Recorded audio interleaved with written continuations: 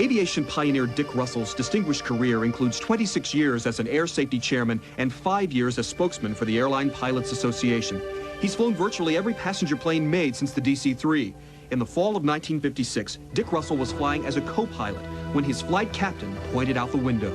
And I looked up and I saw an object which was saucer in shape. It was approximately 50 or 60 feet in diameter.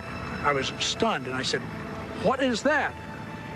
And about that time, it zoomed across in front of my windscreen and stopped, and then flew off at about a 45-degree angle, very high speed. I said, "What in the world was that?" He said, "Well, now you've seen one." But he says, "You can't tell anybody because they think you're nuts." Ridicule and humiliation have been a constant for pilots ever since they first began to report UFO sightings during the Second World War. Pilots know now that you can make reports all day long and nothing will be done about it, nothing will be investigated. They'll take your report and they lose it immediately. Military pilots have made reports many times. They've chased them. They have been sent out to chase it, to find out what they are. They come back with reports and it's as far as it ever goes. In the early 1950s, Art Schaff was flying 7 passengers, including 2 officers, from Eglin Air Force Base in Florida to Louisville, Kentucky, when he had a spectacular sighting. The next day, Schaff was thoroughly debriefed.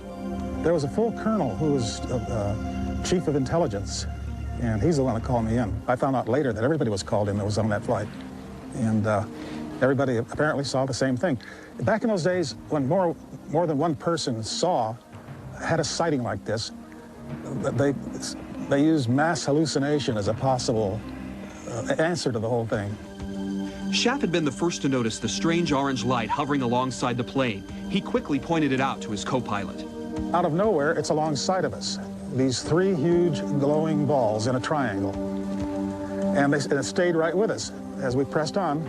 And the colonel said, "Art, turn into it." And I said, "Forget it." And he kept it up. So I very gingerly dropped my left wing into this, whatever it was, and it just took off like a streak.